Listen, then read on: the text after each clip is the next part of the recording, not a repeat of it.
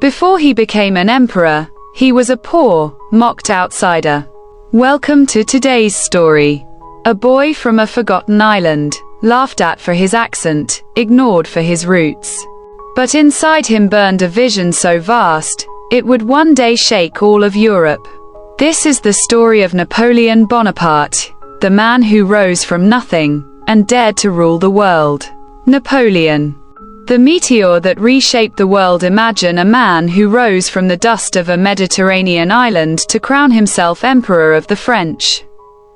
A man who redrew the borders of Europe with the tip of his sword and whose shadow still looms over every modern legal system.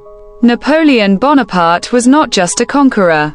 He was a force of nature, a brilliant tactician, a relentless reformer, and a tragic hero whose ambition knew no bounds.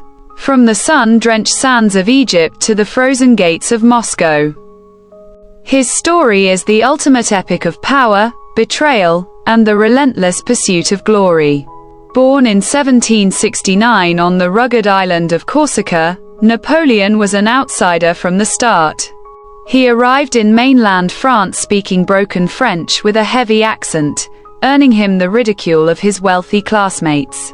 But where others saw a lonely boy, the universe saw a prodigy. He excelled in mathematics and history, developing an obsession with the great conquerors of antiquity like Alexander the Great and Julius Caesar. At just 16, he became an artillery officer. When the French Revolution erupted in 1789, the chaos provided the perfect ladder for a man of his talent. He didn't just join the revolution, he mastered it.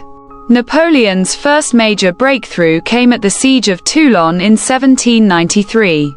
His brilliant use of artillery forced the British fleet to flee, earning him the rank of brigadier general at the age of 24. His Italian campaign of 1796 remains a masterpiece of military history. Leading a ragged, starving army, he defeated the superior forces of Austria through sheer speed and psychological warfare. "I have seen the spark of greatness in him," his soldiers whispered. They nicknamed him the Little Corporal, a title of endearment for a leader who stood in the mud and fire alongside his men. Seeking to strike at Britain's trade routes, Napoleon invaded Egypt in 1798. While the military results were mixed, the cultural impact was seismic.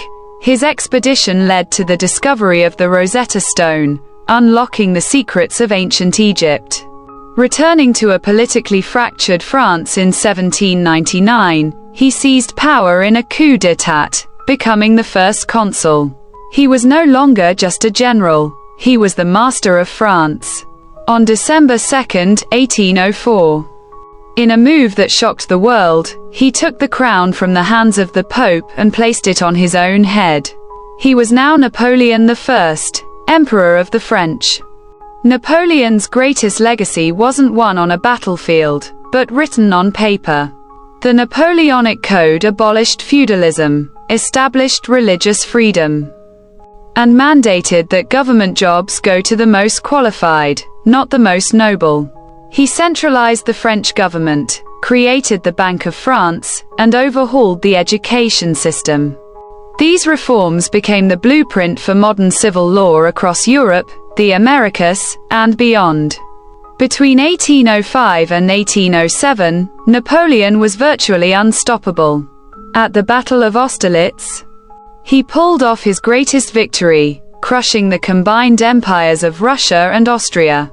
He dismantled the Holy Roman Empire and placed his brothers on the thrones of Spain, Holland, and Westphalia.